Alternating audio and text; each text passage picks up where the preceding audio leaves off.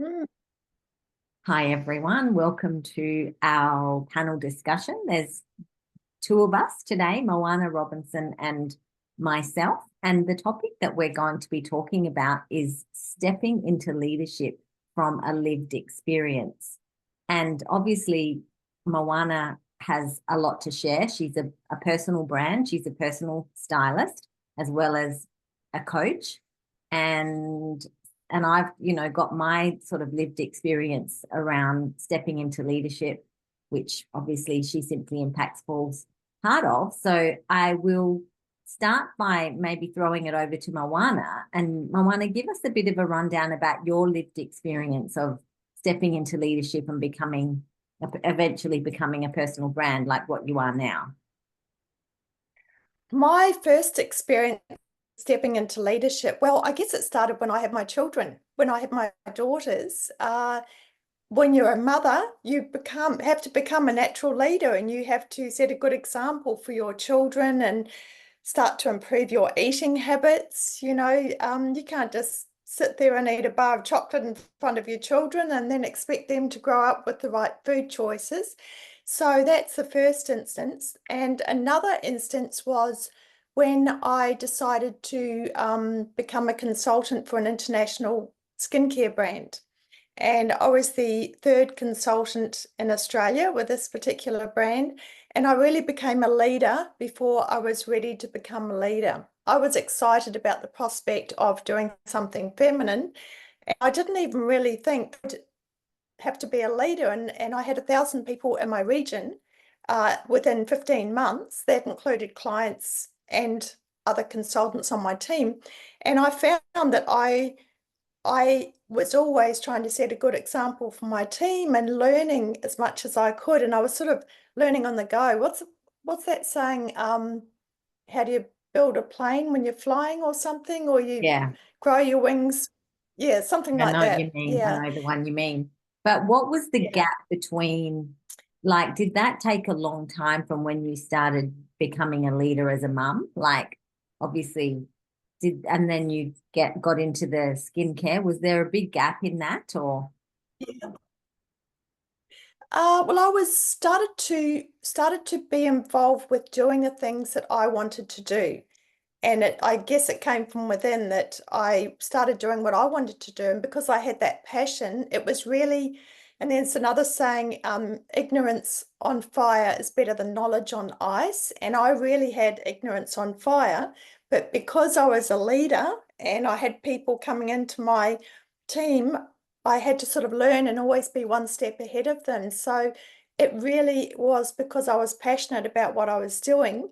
So there wasn't really a gap. Of course, I was passionate about being a mum because I loved my children, and there wasn't a gap because I was learning about being a mum. And then when I started the skincare business, I was learning how to be a leader and learning about the business myself at the same time. And the whole country was learning because it was a brand new country for this skincare business. Yeah, amazing. And so what was the actual transformation that you went through? So what type of things did you have to transform? Um, I had to learn to be comfortable with public speaking. So my good friend Janine Vosper, well, I'd had a gap of not knowing her for many years because our children went to the same school and we sort of bumped into each other again. But being friends with Janine really helped me too because she helps people with public speaking, and it comes down to surrounding yourself with the right people. And in this business that I was in, you'd come across some really, really inspiring people. And I was just so inspired. And I think leaders, it helps if a leader is inspiring. And I think to be inspiring, first of all, you have to be inspired yourself. So I was inspired myself, and then I think in turn I inspired other people because they wanted to join me in what I was doing. And I think that's what a leader, it's sort of enrolling people by helping them to see what your passion is. Mm, amazing. And Yeah. so did with the public speaking, so that was one sort of very tangible thing that you had to learn. So were you afraid of public speaking? Yes. Yes, definitely.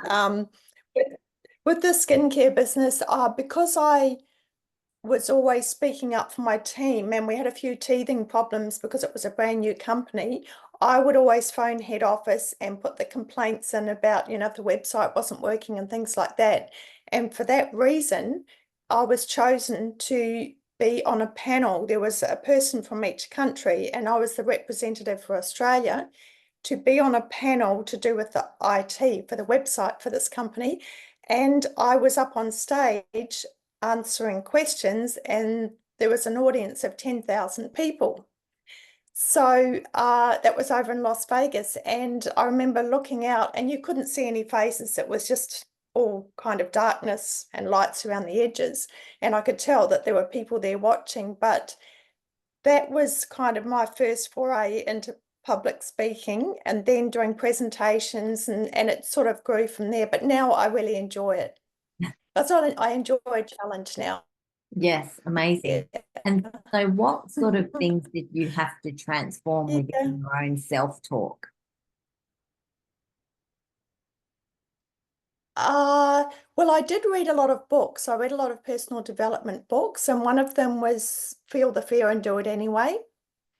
That was sort of very helpful for me, and I just realized that I suppose I got addicted to the feeling of doing something that I was afraid of doing, and then the feeling of having accomplished it afterwards. So I Yes, went skydiving because I was scared of skydiving. There are some things that I still won't try, but I just think it's just really satisfying doing something that you've been afraid of. And I wanted to get over that fear of public speaking because I knew how useful it would be later in life. And same with technology. I have always been a bit afraid of technology or not known much about technology, but I'm teaching myself as much as I can about it so that I can keep up, because we all know how much we need technology these days. definitely. And so you know what I'm hearing, Moana? I'm hearing that you're a lifelong learner, that you Yes. that you actually embrace the challenge head on and that you actually, learn how to feel the fear, I guess. So what does the fear feel like at the time when you're in that transformative process and going to overcome it? The the fear feels, well, I remember when I used to do presentations, and I didn't know how to run this business, but I'd be driving out to Park Ridge or somewhere in the dark and trying to look at the Refidecks back in those days, because this is going back like 15 years ago or something. And standing in front of a group of women and talking about these products and telling them how much I love these products. So I was telling them about my own personal experience with the products. But I used to feel, the usual feelings of what are they going to think, and am I doing this correctly, and how do I do this, and how do I find out about that? I used to feel that I needed to know absolutely everything. And I did realize after a while that after I'd been in the company a while, but that the better leaders were the leaders that the consultants asked them something, they would get the consultants to go and find out for themselves. And Mm, that was a learning curve for me. I used to want to know the answer myself, so I would find out and then I would let the consultant know. But I realized I did learn that that was not the correct way to do things. I was sort of enabling consultants then by spoon feeding them. So I should have asked them to find out themselves, but it was because I always want to know, always have that thirst for knowledge. And I just felt as though I wanted to know everything. And it's a learning curve the whole way along, because you realize that you don't have to know absolutely everything to be good at what you do. amazing. And so, Do you agree with that? I Yeah. do, because it's what your story is actually reminding me of when, because I did landmark education. Right. It's a very famous sort of Yep. personal development program, and I I think I was 30 Yeah. or around 30. So I had my daughter when I was 26, and then around 30 I remember going to Sydney and doing, I think I did the landmark forum on my 30th birthday actually. And Oh, so yeah. or something like that anyway. And then continued on with some of the other curriculum, and I remember doing the self SELP, which was the self Oh, expression and leadership expression. program. Yeah, and I Yeah. remember exactly that that was all about learning how to become a leader in Landmark and how to actually share the Landmark forum, which was the first course that people do, and Yeah. enrolling them and basically selling them into doing it. And Mm. it was so transformational. Like the whole course was so transformational. And for me, because I just felt so inept, like I remember my very first presentation. I think I had, I don't know how many people, like not very many. So I had maybe 3 or 4 attendees, and Yeah. I was successful. Someone signed up, but I remember feeling like I wish the ground would open up and swallow me up. I felt so Yes. out of my comfort zone that what was coming out and what was going on the inside, there was such a gap, I think.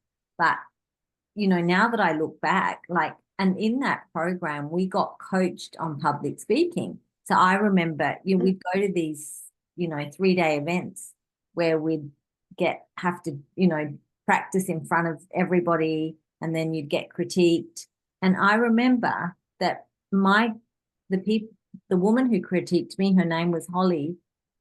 She was a leader in Landmark. That she said to me, she gave me this compliment about my public speaking and the way I was Yeah. coming across. And so, yeah, so that was like my first, because when I was in high school, I did debating. I mean, now we're talking Yeah. about public speaking, but to be honest, public speaking is very much one of the skill sets of a leader, because a leader has to be able to speak and inspire and share the vision and all those things. So, and I remember at school I did debating, and I was always really nervous, and I wasn't very good at it, but there was something that pushed me to do it. I don't even remember how long I did it for. So it was just sort of this pull to learn these skills, which obviously have become so useful to my career, not only in my coaching, but in everything. So yeah, I can relate to that, Alana. Oh, definitely. Yeah. And I would have loved to have done debating, actually. That's quite interesting. I didn't really do any debating at school, but that would have been really interesting. Yeah, it was. Yeah. And I also felt the same discomfort there. And Mm. so that is definitely one of the skill sets is learning how to be comfortable addressing groups of people. So that's definitely one of the skills. And so how long did you stay in the skincare company? I was in it. I was in it for about six years, and I'm still a consultant for it because I still love the products. I found though that I wanted to be more creative and introduce some new things, and start off a new business. So I'm really grateful for the personal development that I had when I Yeah. was a leader in that company. Yeah, so since then I've done quite a few other things, but I found that also that being a leader, that you find you have sort of have a look at your weaknesses, and I think a true leader is someone who will develop, improve what they have a weakness for. If they can't delegate it out, if it's something that it's better for them to have, I think it's good to work on it so that you can strengthen that weakness. Yeah. And so Which apart from, public. yes, absolutely. So apart from public speaking and technology, what else have been Yeah, the weaknesses that you felt committed to working on? yeah. I guess time management. But time management not in the way that you think. It's time management to have balance in your life, because if you really love doing what you're doing and love learning, sometimes it's not easy to stop and take some time out to do other things, because it can, like I said before, it can get quite addictive to have that feeling of accomplishing something or learning something. And you just sort of, if you're a lifelong learner, like I think you are as well, then you're always learning, and you're always, so just recently I've started reading not books that aren't personal development books.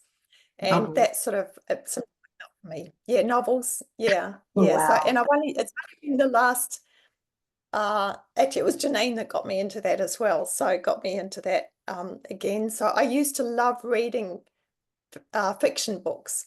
And then probably for the last 10 years or 10 or 12 years, I've developed more of an interest in reading personal development books and business type books. And, I almost felt guilty if I wasn't reading a personal development or business type book. But now it's one of my hobbies, reading just for pleasure and relaxation. And of course, the dogs have helped. Yeah, so just having that balance and doing some other relaxation and things like that, and developing those habits instead of really throwing myself too much into my work.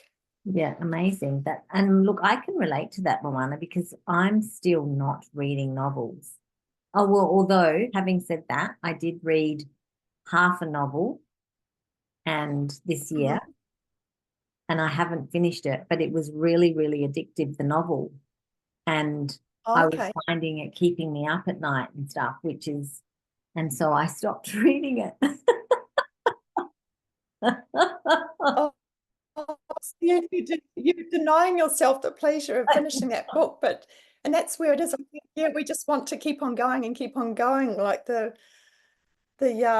what is it called? The rabbit that keeps on going on the ever ready battery or something. Yeah, I know. So Yeah. that's a great reminder, and I guess that's one of the skills, because obviously, I mean, we've discussed these sort of topics, self-care and things on the panels before, but it's true that if we don't take care of ourselves and we don't give ourselves time out, then we've got nothing. The tank gets dry of inspiration, or can get dry of Mm, inspiration. And part of what, passion, I mean, to me, I know that in my leadership journey, in my career journey, the passion is the thing that really fuels everything.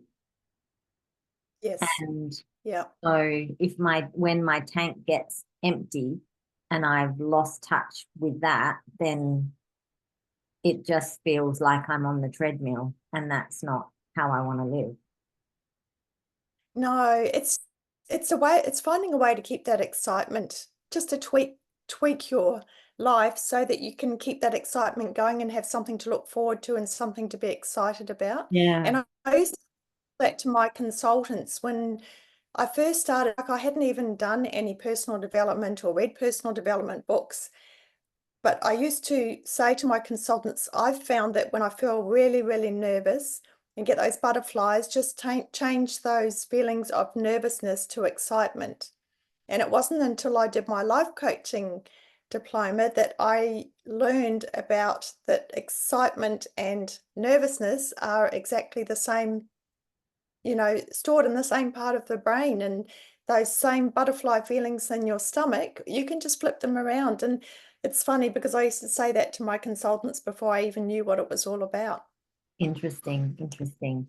And Yeah. so, Mm, Moana, did you see yourself? So obviously you had a transformation in that skincare company where you went from, zero to leading yeah. teams of Hmm. people. So then Yeah. did you fall in love with leadership? Uh, I don't know if I fell in love with leadership. It kind of made me a bit nervous how closely I was followed, like how closely my team followed me. And the part that I wasn't so keen on with leadership was if I didn't want to go for the incentive trips or the incentive prizes, I would still go for them just to set a good example for my team, because I thought I've got to walk the talk. And then I thought, oh, I'm not living my life. I'm, just doing it to set a good example. But I did fall in love with that.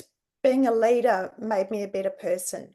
So it Mhm. made me a better person than I was the day before, because I was always learning and always trying to set that good example. Yes, so you loved the growth journey of it. Yes. Yeah, so Yeah. so because it is Mm. definitely a growth journey, there's no doubt about it. And like I know, Oh, so definitely.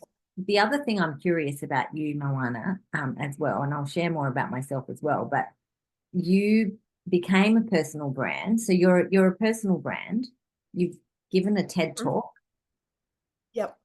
So, I mean, every personal brand. So, how do you see your identity now? So, do you see yourself as a leader within your own business, running your own personal brand business and working with your clients? And do you see where's your identity sit around this? That's an interesting question. I see myself as just a leader of myself at the moment. Yeah, a leader of myself, and I just find it's a good feeling to sort of think of me leading myself, and then of course serving my clients in the best way possible. But I don't really think of myself as a leader, as such. Yeah, it's a really interesting question. Yeah, it is. That is Yeah. interesting because everything Mm, that you're sharing, but obviously you're still on a growth transformation journey because yeah, you're very committed to your business, you're evolving your brand, you've invested in business coaching and programs, and so you're still on that journey, aren't you? definitely, definitely. I just find that well, life's thrown me a few curveballs lately, so I've been juggling, family things that are happening and my business. I am determined to keep going with my business because I just love it so much. I love what I do so much, and I just think that's a self-care thing for me to keep going with that. And I guess anyone can be a leader by setting a good example for living a life that is authentic for them. And authenticity is a really high value for me. Yeah, that's really interesting. And authenticity is also, Mhm. I think, like a lived experience, is like a great, like a leader without authenticity, it doesn't really cut it. I mean, No, that's what I no. feel. If I can smell a rat or there's something fake or even what you were saying before. So there was a lack of integrity when you realize that you are only doing something because of the image of it. You weren't doing it because it's something that you really wanted to do. And so there was a discrepancy there. And that's a really Yeah. powerful thing to learn about yourself and to course correct. So you basically saw that and then you course corrected. Yes, I did. It was a really hard thing to do because I saw my web stats, like the figures, just go down a slippery slope because I wasn't doing the weekly trainings. And I told, my main consultants what I was doing, that my life was taking a different course. And it was really difficult because a lot of them like followed me really closely and they wanted to be up on the stage as well. And I felt like I was letting them down. But we have one life, and I think you really need to take charge of your own life and drive that bus to wherever you want to drive it to. Otherwise, you're on the wrong bus. No, see, that's so Yes. powerful. Oh my God, that's powerful. So how did you fall in love with personal styling? Like, because obviously I mean, the skincare is still a big part of, you know, your personal style, Yeah. I guess, or things like that. But then how Mhm. did you, like, how did you evolve your journey, or what were the catalysts that had you evolve into the next iteration of your self-leadership and leadership in your own business and things like that, setting up as a personal brand? I think when I was getting some mentoring, and I was getting the mentoring to try and get my mojo back for, you know, in the leadership role that I had with this company. And I just sat down in front of her one day and said, I think I want to be an image consultant. She said, I've been waiting for you to say that. She said, I thought you were an image consultant when I first met you. Yeah, so she told me who she'd studied with, and because she used to be an image consultant, so I went and did the course and really loved it. Just really, really loved it. And then after I'd been doing it for a while, well, I sort of knew I'd always had an interest in it because I used to help my friends go shopping, or my mum go shopping if she came to visit, or my aunties to go shopping. And, people used to think that I worked in the shop because I was running around getting clothes for them to try and say, oh, you should wear this, you should wear this. And I used to do that for my friends as well. And then when I was doing the personal styling, I used to say to people, I'm not a fashion stylist. I really want to help people know what looks the best for their skin tone and personality and their eye color and their hair color. And then I realized that maybe a life coaching course would be good. So then I did the life coaching so that my business reflected what I was interested in, which is what goes on inside a person as well as the outside. Yeah, amazing. Because I mean, Moana is absolutely stunning. And I did actually post her TED talk on the She Simply Impacts Facebook business page recently. So that's there. And if you look Moana Robinson up on YouTube, you'll see it. So that's really amazing. So but did you get the feeling that you didn't? So because now you're a solopreneur, right? Mm-hmm.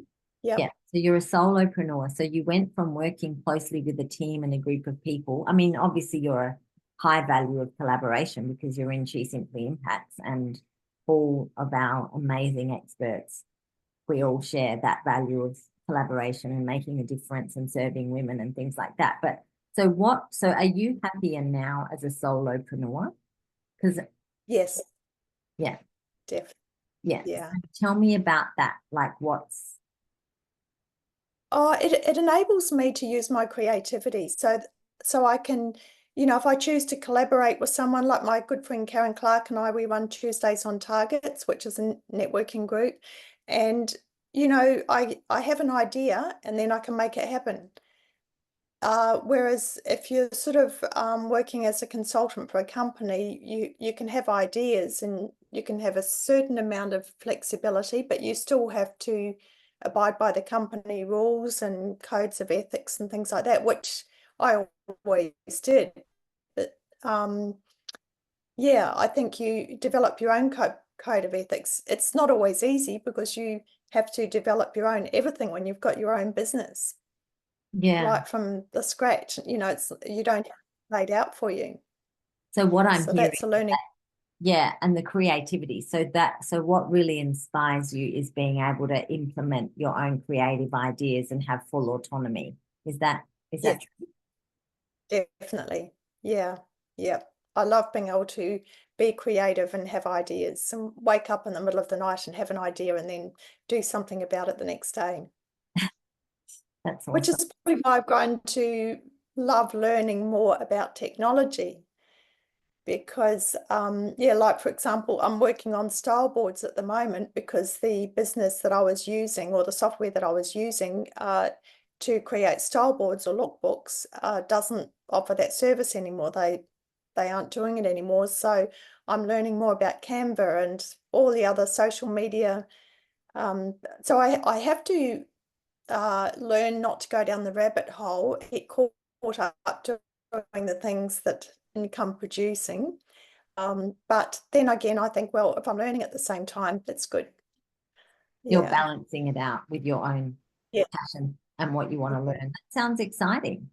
And so, Mm, yeah, it does. It sounds really exciting. And I mean, I can relate to what you're saying as well about the, autonomy. Like for me, I really love to run my own show, I guess, and I love to own my own clients, which if you work for someone, you don't own the clients, the company does. So I like to really own that relationship with my clients and be able to sort of, I guess,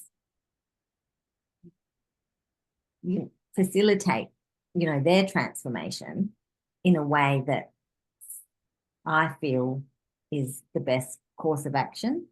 And so mm, that's one thing that inspires me. And obviously I'm the same as you. Like I'm a lifelong learner. I'm very, very creative. So I like to create all my own IP, all my own masterclasses. So, and I love to like create frameworks. I love, taking people through my frameworks, and then I love being able to learn from each client and then the framework gets better and better, you know, because you've taken people through it. And so you must feel the same way about your, like, the actual relationship that you have with the clients and the impact you're able to I make. do.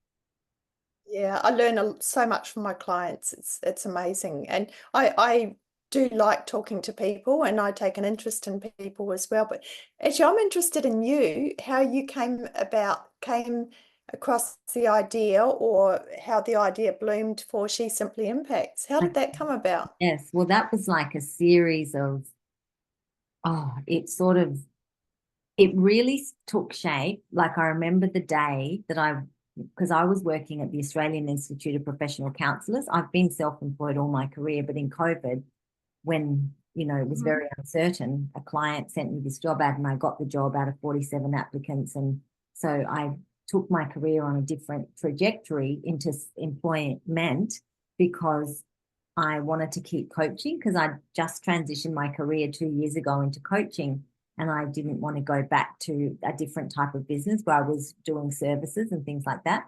And so I remember it was about, there's so many layers to She Simply Impacts, but serving women, that was like a progression, because at the Australian Institute of Professional Counsellors, I was mainly coaching women.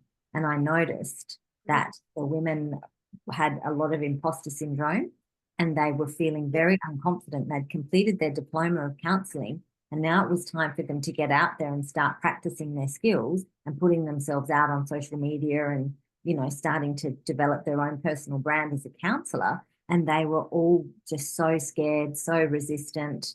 And then I was coaching these guys who had also just done their diploma, and they were like a completely different kettle of fish. They had none of those same imposter syndrome traits. They were just gung ho and Mhm. ready to get out there and do it. And I was really curious about this, and I was thinking, wow, this is, because I know in my own career as an entrepreneur, I've always been like that. So I'm a passionate self-learner. And so whatever I've wanted to do, I've just taught myself how to do it. And I've, you know, sought guidance and things along the way, but basically, and so that was one thing I really noticed about women. And then the other thing about women, when I worked at Carers Queensland and I was coaching vulnerable women, and I realized how broke they were. They had no access to personal and professional development, a coaching session, how transformational that was, Moana. Like, some women had Mhm. never had a coaching session, and it Oh, blew them away. And I knew from yeah, myself that when I got coaching, it was transformational. And I guess I yeah. was a late bloomer when it came to actually accessing coaching and tapping into coaching. But I always knew somehow that I wanted to be a coach. But so it was a combination of this professional experience around making this transformation affordable. Because when I did landmark education, that was also all about transformation and the possibility of being whatever you could, and the possibility of healing your past. And so I think that Heal, Emerge, Thrive, Impact, I think that was it was a journey that I was on myself, and I'd done other courses and things. And so it was like a patchwork quilt. It was like all these different experiences. And then eventually, one, it was an Easter when I was still working at Australian Institute of Professional Counsellors, and my friend Melanie came around, and she was at my daughter's birth. She's a very old friend that I've known since I was 22. And we were talking about superannuation and investments, which is something that Yeah. I don't have much super, which is the reality. And Mhm. something just really triggered, and that conversation really triggered me, and I started crying.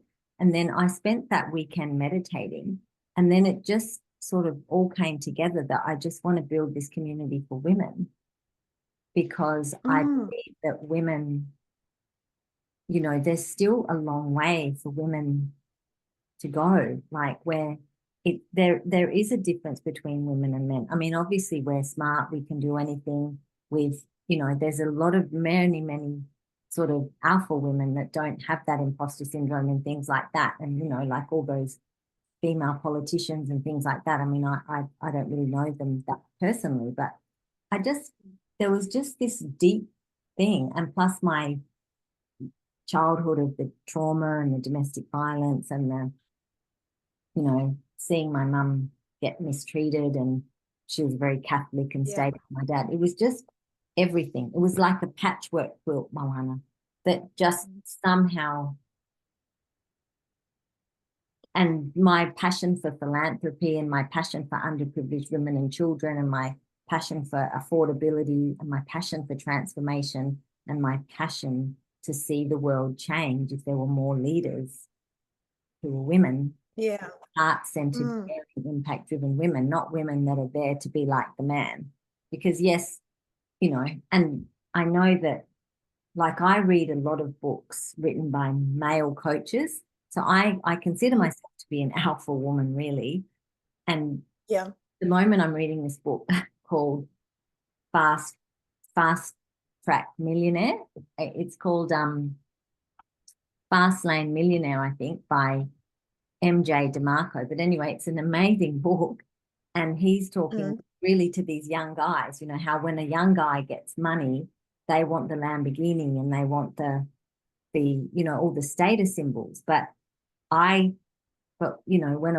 we get money, well, I know for myself, like, I have no interest in a Lamborghini, but I do have interest in helping women, especially underprivileged women and children, and helping all of us transform, I guess. So there wasn't one single event, although it just sort of somehow formulated into this vision.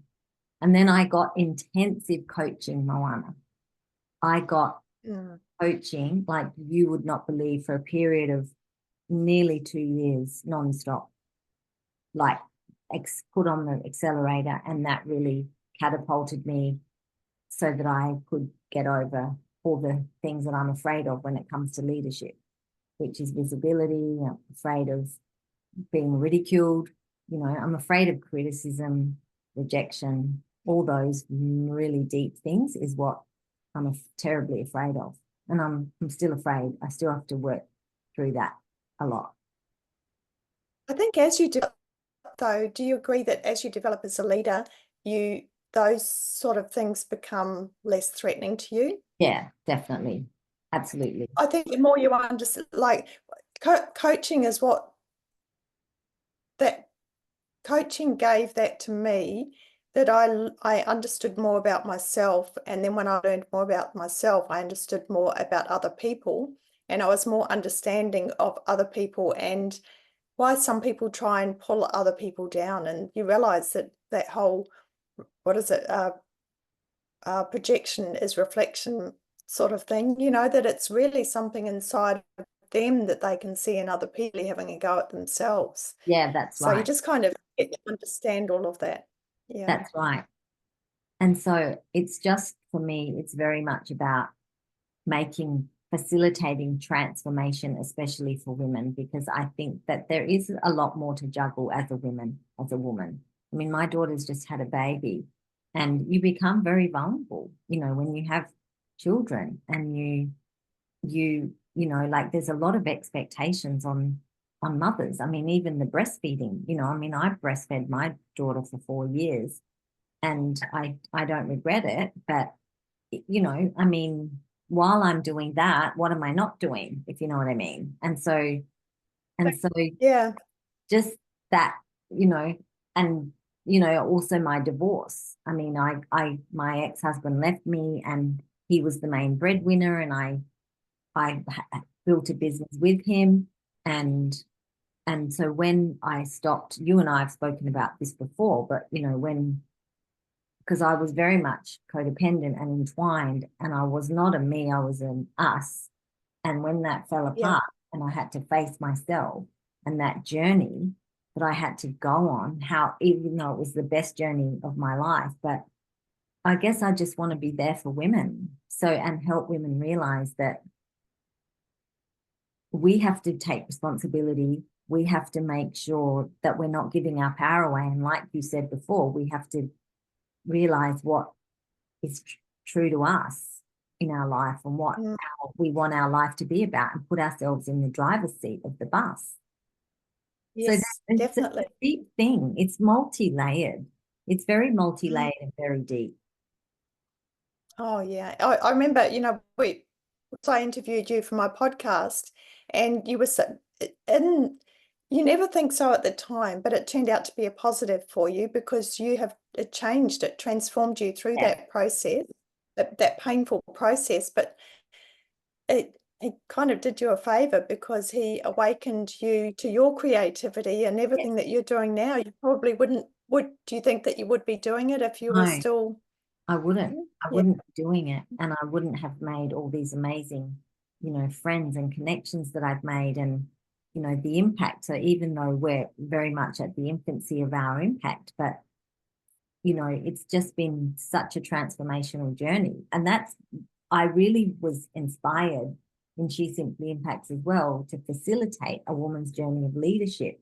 Because I think when you step, especially, I mean, obviously it starts with self-leadership, and a lot of women are mums. And like you said, Moana, that's when it starts, is when we become mothers, and we're not just leading our own life. We're responsible for someone else's health, and we're responsible for their education, and we're responsible for whether we transfer our trauma onto them, and we're responsible for, if we're yelling at them or not, and these things Yeah.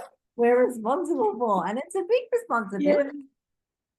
It is, and we all make mistakes along the way. That's, and it's even being a leader and admitting to those mistakes. And then as the children grow up, having that I really strongly, strongly believe in communication with leadership.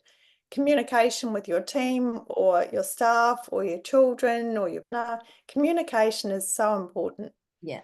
And it's just Transparency. communication about those mistakes. Yeah, Yeah. right. And Yeah. that transparency, I know. So, and that transparency is so empowering, don't you think? Mm. And you can actually Oh, be definitely. transparent, because I've had so many conversations with my daughter about all the mistakes I've made and the regrets I have. And, a lot of the time when we talk about it, I'm still crying. But, Mm. it's like I can't change the past. And she knows that if I could, I would. No. And so now we're just able to move on, and, and we've just had a very healing experience with her having the baby and me going down and helping and being around. It was just really transformational. And that's all leadership from a lived experience, because now I'm a grandmother, and I know you're a grandmother, Mama. Yep. And so look, we've got a legacy, we've got like the legacy keeps growing. Oh, it is. And even, I think regrets, I don't want to have too many regrets when I get older, because I think even the mistakes that I've made, then because I know mistakes that my parents have made, and my dad's away now, but I remember there were some things that he did, and I was determined to do things the opposite way to what he did. But it wasn't that I was putting him down or anything. It just helped me to develop as a person, because he taught me the way not to do things Yeah, by definitely. doing things a certain way. So in a way, it's kind of learning without someone teaching you something. It's learning by being exposed to things, and you just think, oh, I'm not going to ever do that. And sometimes when you get older, you find yourself doing the same things I that know. you did, Yeah. when yeah. And that's confronting, but Yeah. it's I used reality. to look after my auntie. Yeah. Go on. I used to look after my aunt, and she used to sit in the car when I picked her up to take her shopping for the weekend. Every time she'd say, oh, it's terrible getting old. It's terrible getting old. And I thought, I'm never going to say that when I get older. But then sometimes you just feel yourself ready to say it just about. So sometimes it is that you learn what not to do or what to do. I think everyone kind of makes up their own mind. Even the people that you are a leader for, there will be some things that they like about you and some things they don't like about you, and that's just the way it is. That's true. And there's a lot of different Yeah. types of styles of leadership as well. And like Mm. obviously I'm like you, Moana, I read a lot of personal development, and I realized that for me, I'm such a relationship driven individual. Like Yep. everything, I'm just so much more motivated when there's a relationship involved. And that really is something that drives me is deep relationships. And that's one thing that I've really gotten out of She Simply Impacts from starting it. And if I look back at when we started, because we launched the live sessions in February of 2023, and now and look at the deepening of our relationships as an expert team. Yes. Yeah. And if only more people knew what was available to them. Yeah. It just, yeah. It is so accessible and so affordable to have all those experts available for coaching or, tapping and financial coaching, all sorts of different types of help that people could get with She Simply Impacts. And you've just done a wonderful thing. And like what you were saying, the relationship, and because we've all got the relationship with you, we want your dream to work as well. No. And that's so To humbling. be And that hugely actually, successful. that keeps me going. I mean, the expert team are really my rock. I say this frequently, but it's really true. Like if I didn't have you, I mean, we're all integral to it. Like I can't do this by myself, and I wouldn't want to, because that's the whole thing about collaborating. But it's just, I can't, like, I guess if there was anything I'd want to impart out of this talk on stepping into leadership from a lived experience from my end, it's the, like it's so transformational, like stepping into leadership. Don't you think, Moana? It's the most incredible transformation that you're ever going to get. It is definitely, but it's something that you can't do by yourself. And I think, and look, that's probably something that Landmark had too, talking about enrolling people. But I went to Landmark as well, and I do remember feeling that pressure of enrolling people. And I used to think, if only it wasn't sort of pushed on you so much, you'd want to enroll people anyway. If Yes, there's something that you really believe in, you want to tell people about it anyway. yes, And I think this is what you've enrolled people in your dream, and this is what we are all passionate about as well. yes. But it's kind of like we've all got the same passion to make a difference for women. Yes. I mean, Yeah. obviously, I coach a lot of guys in my private coaching practice, and I have one little sweet spot niche. I've got a few, but one of them is these young male spiritual millennials. So Mhm. I attract these guys. It's like they're from 23 up to 45 or something, and they've all got this thing in common. They're all very spiritual, and but and although I love help coaching, it doesn't really matter because you coach men in your personal styling as well, don't you, Moana? I used to, but my niche is more women now. Yeah, Okay. I used to have more male coaching clients than female actually, when I was just doing mainly the coaching. Mm. Interesting, yes. Well, I still coach both and I still love coaching both, but I just really strongly believe that there's this ripple effect by coaching women. I think that to make Yes. the impact to women is this real ripple effect in humanity. And that's why I think I'm especially passionate to help women rise and elevate and transform, because it's not only is it fun, but it's what the impact is huge. Mm. I think if a leader can create a ripple effect, that's a leader's job is well done. Yes, that's right, exactly. And I guess, and like, although like the journey of She Simply Impacts has been very hard and confrontational, not confrontational, confronting, I mean, along the way. And Mhm. I find myself, I still really have to work on my transformation. Like today, I went to Jodie's tapping session, EFT, and it was, it's like, it's really deep stuff. So that's why this journey is also so great, is because I have to be who I want to be, to have the impact I want to have, I have to go deep into my own limitations Mm. and bring them out into the open with love and compassion, with self-love and compassion, not to beat myself up. So I Yes. can Yeah. then get the support I need to move beyond it and keep becoming unstoppable. So I think Mm. leadership is a real enabler. Stepping into leadership is a real enabler of so much gold, don't you think? Definitely. Yeah. I've been to Jodie's tapping session too, and she's fantastic. Yeah.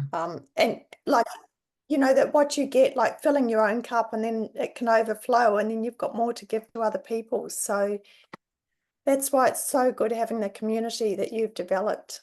Yeah. But the thing Mm. is, that's the other thing about leadership, and that's what you've developed with Karen. You know, you're Mhm. building communities, because building community and leading community and creating community, we just can't have enough of community, don't you think? Exactly. Everyone needs community. Yeah. And that And I is, think yeah, go I on. think I wrote about that in my first book, how important community is, especially when women get older. They need that connection and community. It's really important health-wise. Um, yeah, it's important for everyone. No, that's true, because what happens when your kids grow up, if you're a mother in the trenches with small kids now, your kids grow up and they don't need you anymore. So that you go Yeah. through this phase where you're dismissed and you're not needed.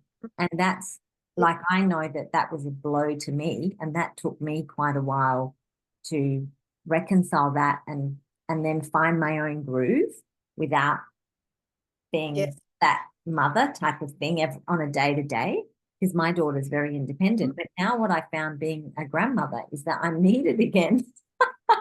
And it's actually quite nice. It's nice to be needed.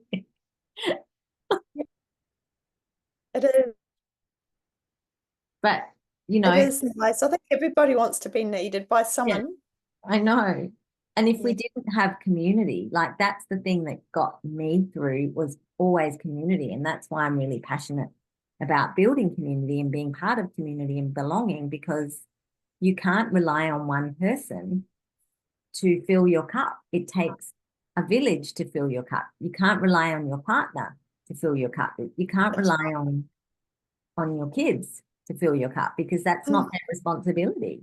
And you It's can't not. rely on your clients and even friends, you know, like friends go through hard times and come in and out of availability. So you can't even rely on, you know, anyone really. But if you have community embedded into your life,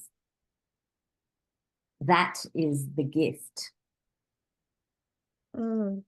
I think I read it in a book somewhere. I think it was The Positive Woman, and it was about having like a grid and different areas of your life. You want to have quite a few different areas of your life because, like motherhood, when the children leave home, then you've got to have something else in your life as well.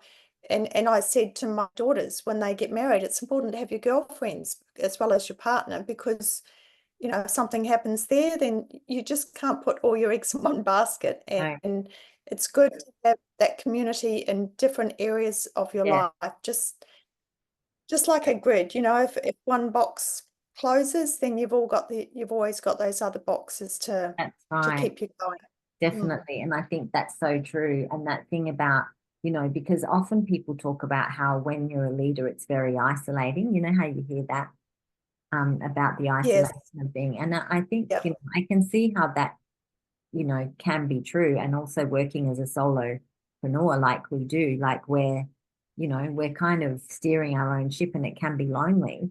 And Yeah. so, you know, that tribe, that like-minded community to me is everything. And Mm. so that's what I'm really committed to, and supporting women to step into their own leadership, whatever that looks like, their journey of empowerment and leadership and impact. Mm. Well, you've done Moana, it. You've created it. yeah, thank Yeah. you, Moana, with your help. But Moana, one other thing that I think is interesting and I'm curious about with you is you've written book. How many books have you authored? Uh, two. So Be Style for Life, Living with Sass and Style Over 50, and Teddy's Revenge, Overcoming Life's Challenges with Sass and Style. And then I've written a chapter in, I think, 1, 2, 3, probably 6 other books. Wow. And coming, yeah, An Authentic Life, that one's coming as well. Yeah. And so when did you, so obviously just to like, so you found your voice as a leader through the skin care, then you wanted more creativity and more autonomy, and you realized that you really wanted to be a personal stylist, that you really, that was sort of sitting there, you'd always been doing it, and then you realized, hey, I could do this as a career. And then, so you evolved yourself through coaching and mentoring as well for yourself, and then training as a coach. So when did you decide that you were going to write a book? So when did that part of the journey, because we have a book coach in She Simply Impacts. We've got Mary. Oh, that's right. Yeah. So it was in 2019, I think, and one of my clients for styling, she had written a book, and she invited me along to a workshop, and I went to the workshop, and at the end of the workshop, I thought, oh, maybe I could put everything from my online program into a book. So that's how my first book came about. But I actually wrote the first book. The first half was about the inside, which was I used my coaching experience, and then the second half of the book's more about the outside, so to do with the styling. So that's how that first book came about. And then I had some extreme health and life challenges, and that's how the second book came about. And all the way through, because of community again, I had the opportunity to write chapters in other books. So I just said yes and did it. The first chapter I wrote in a book was the owner of the life coaching college that I went to. He put the call out for anyone who wanted to write a chapter in a book, and I was the first one. This was the second edition of the book that he'd done, and so I just said, yep, I'll do that. So I wrote a chapter called Perfectly Imperfect, and yeah, that was the first time I had actually written in a book. So it started from there, really, when I was doing my life coaching. But that's not that long ago. No, no, it was 9 years ago, I think. Yeah. So, I mean, that's very inspirational. I mean, I think you're very humble, Moana. So are your books available on Amazon? Yes. Yes. Okay. Yep. And Audible, did you record them on Audible or? Oh, I didn't. No, I didn't. I've had a few people say that they would like them to be on Audible. Yeah. So I have, yeah, I might think about that. Yeah, the first book was an Amazon bestseller. The second book was more cathartic for me. That was harder to write because it was about me and my Yeah. life and what had happened to me. First book was more about styling and coaching. But first book took 4 months, and second book took 14 months. So for various reasons, yeah. That's not very long, really, Yeah. to think about it. So you're very much a, you're very good at implementation, Moana. You're, Yeah, I found I just fitted it into the nooks and crannies of my life, whatever was happening. We were traveling at the time when I wrote the first book, I think, and I would just write it wherever we were. I just sort of do some more work on my book. It was great, really. It was good to have that challenge. yeah, so you've really So, found and your voice, haven't you? So you're an yes, empowered woman with a beautiful message that is all about finding your unique style and the inside, thriving on the inside, which then the outside is a reflection of. So, I mean, that's a very empowering message. yeah, well, this is why my books have got sass and style, because to me, sass is self-awareness. So knowing yourself first, and then being self-sufficient. So getting all the tools that you need to deal with life. And I'm so grateful now that I've done the coaching and I've done the things that I've done and learned the lessons that I've learned, so that I can have those tools to help myself and help other people as well. So, and Sass, my friend Aldrin, she came up with the Sassy Stylist, and I said, oh, that fits with the title of my book. So, yeah, so I sort of branded myself with that, but not the traditional sense of sassy, but just that anyone can have sass and style, self-awareness and self-sufficiency. Yeah, I know. And see, that's why I find you so inspiring, Moana, because you're just such a beautiful human being. You're just incredible. Oh, thank you. Well, I think you are very inspiring. I really do, and I think everyone shares your dreams. So yeah, Yeah, it's and I really appreciate incredible. being here for me. You're amazing. So, look, I think we've had a really fun conversation. I do too. It's been really It enjoyable. has. It's been really fun. Yes. Well, thank you for listening. We really I don't appreciate think I knew that you'd been to Landmark before. I didn't know that you'd been to Landmark, I don't think. Yes, and Tony Robbins. Yeah, I've done so much personal development and T. Harv Eker in America and now I found my new guru, this guy called something J.M. DeMarco. I don't even know his name, but I'll put it in yeah. he's not for everyone. Like he's very much a guy's guy, but I resonate with Yeah. That's a good thing. I actually think it's really good for women to have some of the positive things that men have, and men are starting to incorporate a lot of the things that women yes, have into absolutely. their development as well, which is good. Absolutely. Eventually, we'll kind of get there, I think. Definitely. I agree. I agree. Moana, thank you so much. It's been really fun. Thank And thank you you. for listening if you're watching. And yeah, come and join us in She Simply Impacts. We would love to have you in our community. All right. Take And care. come on when I'm on, find out your unique style. Exactly. Absolutely. Thanks, Moana. Take care. Thank you. Bye.